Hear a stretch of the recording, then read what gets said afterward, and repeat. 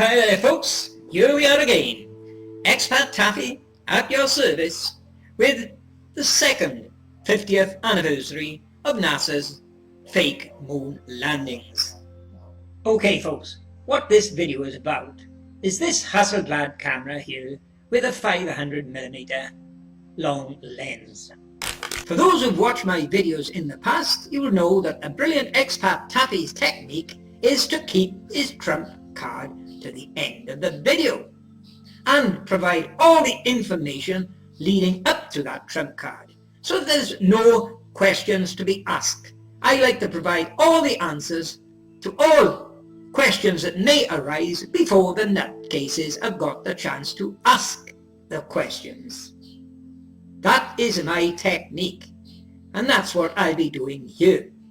Now, to get on with this story of this 500mm lens camera, let me ask all of you two little questions here.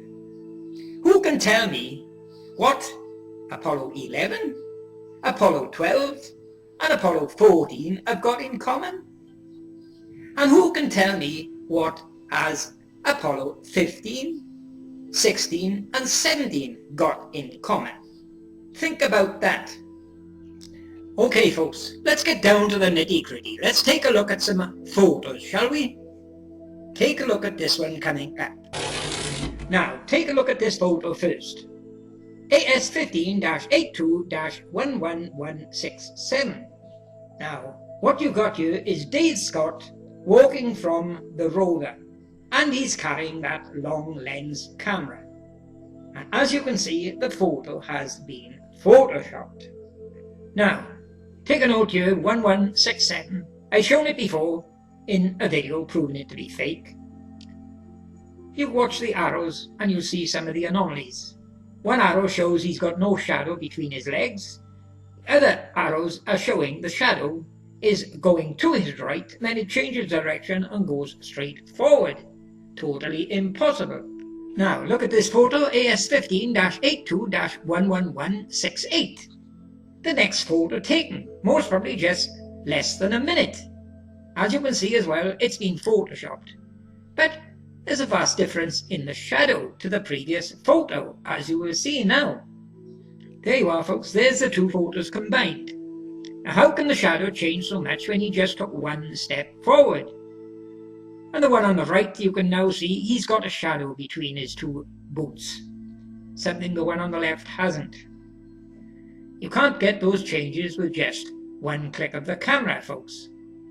Now, folks, for the most incriminating evidence of fakery in these two photos is the gloves or the hand holding the camera. Look at the one on the left.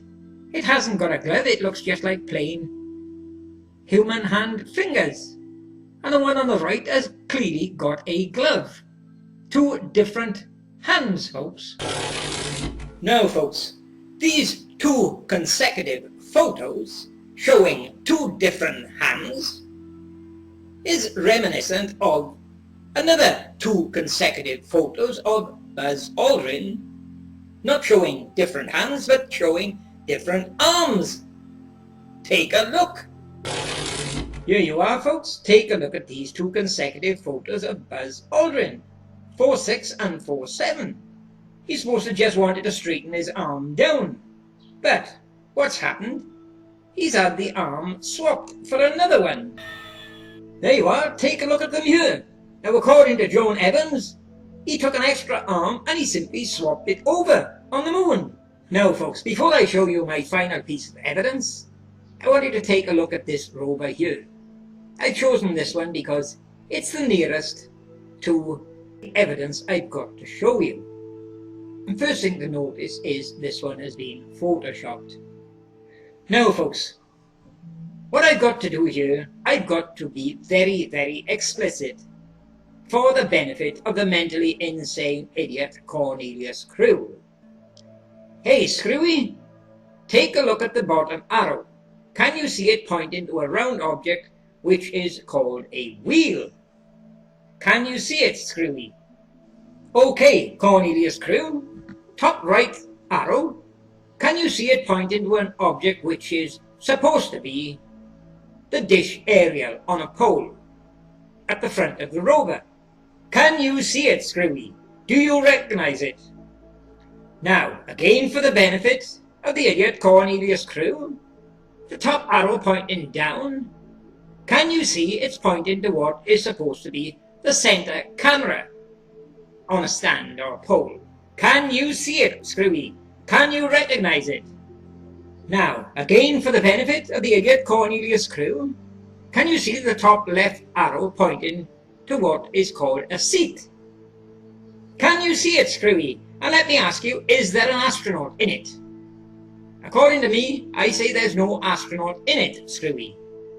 Now folks, we are now going to go to some other piece of equipment. Okay folks, take a look at this photo here now. This is for Apollo 17. Now it looks there as if the LEM is on the side of a mountain, doesn't it?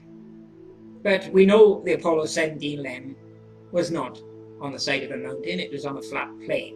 What they've done here is just deliberately tilted the photo to make it look as if the astronaut was incompetent and he never held the camera vertical. But take a look at what else is in the photo with the LEM. To the right you've got what they call the ALSET gear. And here it is, a close-up. And what I've done, I've inserted a real close-up of this ALSET gear, showing what they got. It's just like a square box with a large aerial sticking up at the top. And notice that aerial is always at an angle, very important for the evidence coming up. Okay, I want you to take a look at this photo here now, AS15-90-12266. Now, here we have the description for that photo, folks. AS15-90-12262. Dave took this 500mm photo of Mount Hadley Delta out of his window after EVA3. He is also having trouble keeping the pen steady. So, this photo was taken from inside the LEM through the LEM window. So Dave is now finishing on the moon and he's in the LEM ready to blast off and come home. And let me tell you, the next sequence of photos after this were taken from lunar orbit. Now folks, as you can see from that photo here, I'm showing it's been Adobe Photoshopped. But the big question here folks is what the hell is at the top left hand side of the photo? What's up on the top of the hill? There you are folks, what the hell is at the top of the hill here? Do they look like rocks to you? Or do they look like pareidolia, like Paul Patton would say? Well, well, well, look what we got here, folks. Something that's just got to be a whistleblower's clue. A photo taken by Dave Scott from inside the LEM. And these mountains, according to Bertie Slack and all the nutters, are not 30 yards away, they're about 10, maybe 20 miles away. And look what's right on the top here. Look at the numbers 4 and 5, you can see 2 wheels for a rover. And just between them arrows you can see the back tool rack. And look at number 1. What you've got there is a whiter figure than everything else. Would that be meant to be an astronaut in the rover? Remember where I showed you the rover with an empty seat? Well now look at that, you can see a white figure. And look at number 2, arrow number 2, you can see the center camera on a pole. And look at number 3, you can distinctly see the front dish aerial. What you've got here is the whistleblowers have copied and pasted or CGI'd a rover up on the top of the mountain where they never went and they never worked. And look to the right of that, you've got the ALSET gear. Look at that one piece.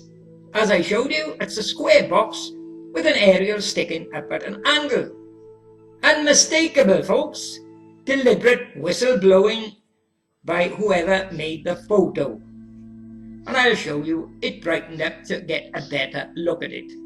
There you are, folks, brightened up for you to easily identify each object. Now, Why would Dave Scott be in the LEM ready to blast off back to Earth and leave an astronaut in a rover on top of the mountain? Definitely whistleblowing, folks. Definite. No question about it. As I showed you the description, there is no mention of any of this gear in that photo at all, in the description. If this was genuine on top of the mountain, there would be a description mentioning it. There is none.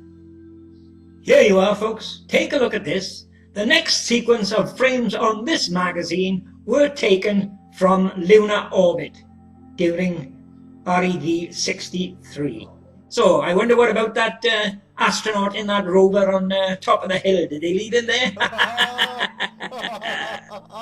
Sorry, NASA, your 50th anniversary busted again. Completely sunk. Well, folks, that wraps it up for Expat Taffy's second anniversary gift to NASA. Again proving that it was 50 years of lies, fakery and deception.